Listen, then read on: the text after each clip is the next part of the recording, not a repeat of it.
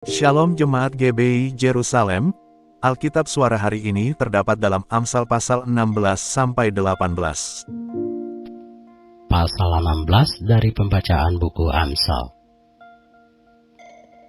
Manusia dapat menimang-nimang dalam hati, tetapi jawaban lidah berasal daripada Tuhan. Segala jalan orang adalah bersih menurut pandangannya sendiri, tetapi Tuhanlah yang menguji hati. Serahkanlah perbuatanmu kepada Tuhan, maka terlaksanalah segala rencanamu. Tuhan membuat segala sesuatu untuk tujuannya masing-masing. Bahkan orang fasik dibuatnya untuk hari malapetaka. Setiap orang yang tinggi hati adalah kekejian bagi Tuhan. Sungguh ia tidak akan luput dari hukuman. Dengan kasih dan kesetiaan, kesalahan diampuni. Karena takut akan Tuhan, orang menjauhi kejahatan. Jikalau Tuhan berkenan kepada jalan seseorang, maka musuh orang itu pun didamaikannya dengan dia. Lebih baik penghasilan sedikit disertai kebenaran daripada penghasilan banyak tanpa keadilan. Hati manusia memikir-mikirkan jalannya, tetapi Tuhanlah yang menentukan arah langkahnya. Keputusan dari Allah ada di bibir raja. Kalau ia mengadili mulutnya, tidak berbuat salah. Timbangan dan neraca yang betul adalah kepunyaan Tuhan. Segala batu timbangan di dalam puni-puni adalah buatannya. Melakukan kefasikan adalah kekejian bagi raja, karena tahta menjadi kokoh oleh kebenaran. Bibir yang benar dikenan raja, dan orang yang berbicara jujur dikasihinya.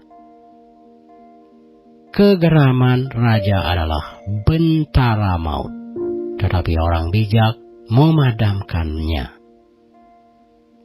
Wajah raja yang bercahaya memberi hidup, dan kebaikannya seperti awan hujan musim semi.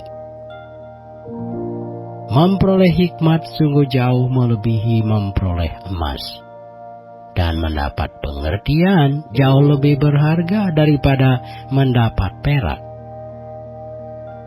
Menjauhi kejahatan itulah jalan orang jujur.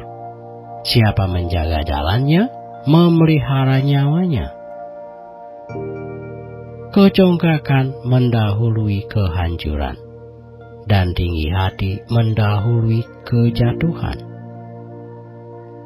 Lebih baik merendahkan diri dengan orang yang rendah hati, daripada membagi rampasan dengan orang congkak. Siapa memperhatikan firman akan mendapat kebaikan, dan berbahagialah orang yang percaya kepada Tuhan. Orang yang bijak hati disebut berpengertian, dan berbicara manis lebih dapat meyakinkan. Akal budi adalah sumber kehidupan bagi yang mempunyainya, tetapi siksaan bagi orang bodoh jalan kebodohannya. Hati orang bijak menjadikan mulutnya berakal budi, dan menjadikan bibirnya lebih dapat meyakinkan. Perkataan yang menyenangkan adalah seperti sarang madu, manis bagi hati dan obat bagi tulang-tulang. Ada jalan yang disangka lurus, tetapi ujungnya menuju maut. Rasa lapar bekerja untuk seorang pekerja, karena mulutnya memaksa dia. orang yang tidak berguna menggali lubang kejahatan, dan pada bibirnya seolah-olah ada api yang menghanguskan. Orang yang curang menimbulkan pertengkaran, dan seorang pemfitnah menceraikan sahabat yang karib. Orang yang menggunakan kekerasan menyesatkan sesamanya dan membawa dia di jalan yang tidak baik. Siapa memejamkan matanya, merencanakan tipu muslihat. Siapa mengatupkan bibirnya, sudah melakukan kejahatan. Rambut putih adalah mahkota yang indah, yang didapat pada jalan kebenaran. Orang yang sabar melebihi seorang pahlawan.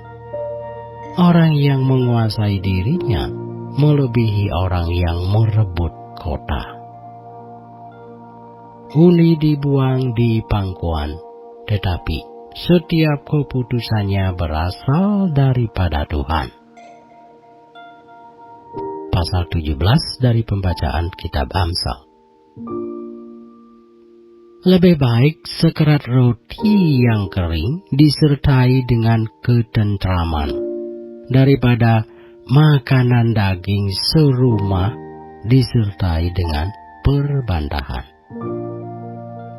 Budak yang berakal budi akan berkuasa atas anak yang membuat malu, dan akan mendapat bagian warisan bersama-sama dengan saudara-saudara anak itu. Kui adalah untuk melebur perak, dan perapian untuk melebur emas. Tetapi Tuhanlah yang menguji hati. Orang yang berbuat jahat memperhatikan bibir jahat. Seorang pendusta memberi telinga kepada lidah yang mencelakakan. Siapa mengolok-olok orang miskin menghina penciptanya. Siapa gembira karena suatu kecelakaan tidak akan luput dari hukuman. Mahkota orang-orang tua adalah anak cucu, dan kehormatan anak-anak ialah nenek moyang mereka. Orang bebal tidak layak mengucapkan kata-kata yang bagus, apalagi orang mulia mengucapkan kata-kata dusta. Hadiah suapan adalah seperti mestikadi mata yang memberinya. Kemana juga ia memalingkan muka, ia beruntung. Siapa menutupi pelanggaran, mengejar kasih. Tetapi siapa membangkit-bangkit perkara, menceraikan sahabat yang karib. Suatu hardikan lebih masuk pada orang berpengertian daripada 100 pukulan pada orang bebal. Orang durhaka hanya mencari kejahatan, tetapi terhadap dia akan disuruh utusan yang kejam. Lebih baik berjumpa dengan beruang betina yang kehilangan anak, daripada dengan orang bebal dengan kebodohannya. Siapa membalas kebaikan dengan kejahatan, kejahatan tidak akan menghindar dari rumahnya. Memulai pertengkaran adalah seperti membuka jalan air.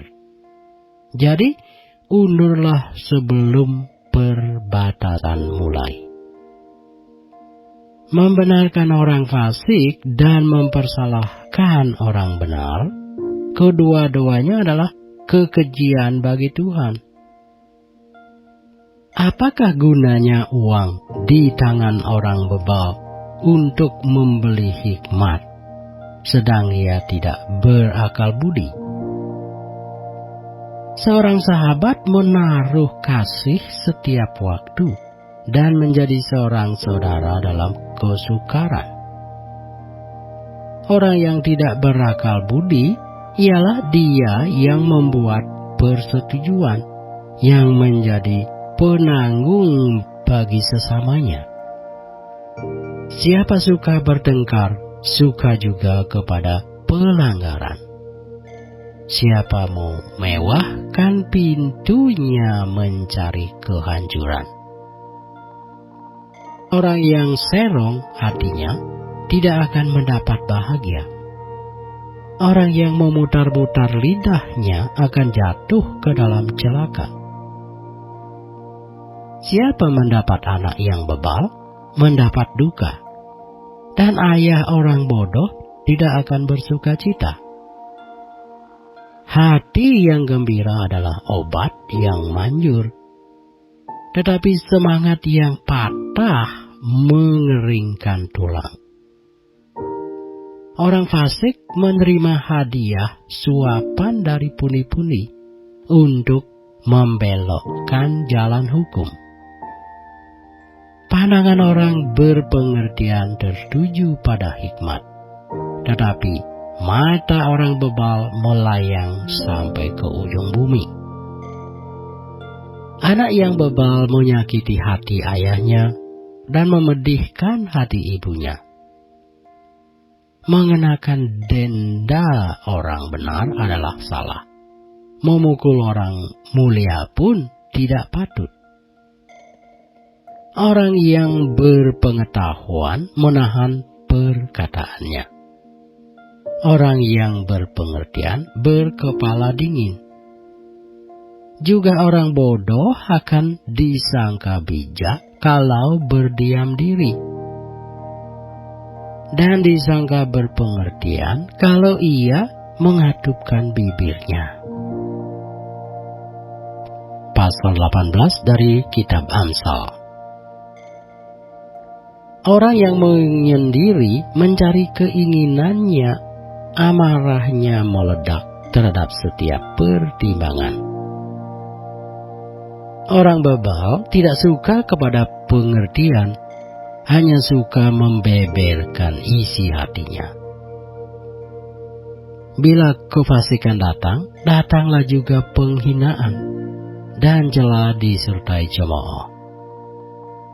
Perkataan mulut orang adalah seperti air yang dalam, tetapi sumber hikmat adalah seperti batang air yang mengalir. Tidak baik berpihak kepada orang fasik dengan menolak orang benar dalam pengadilan. Bibir orang bebal menimbulkan perbantahan, dan mulutnya berseru meminta pukulan. Orang bebal dibinasakan oleh mulutnya. Bibirnya adalah jerat bagi nyawanya. Perkataan pemfitnah seperti sedap-sedapan yang masuk ke lubuk hati. Orang yang bermalas-malas dalam pekerjaannya sudah menjadi saudara dari si perusak. Nama Tuhan adalah menara yang kuat. Kesanalah orang benar berlari, dan ia menjadi selamat. Kota yang kuat bagi orang kaya ialah hartanya, dan seperti tembok yang tinggi menurut anggapannya. Tinggi hati mendahului kehancuran, tetapi kerendahan hati mendahului kehormatan.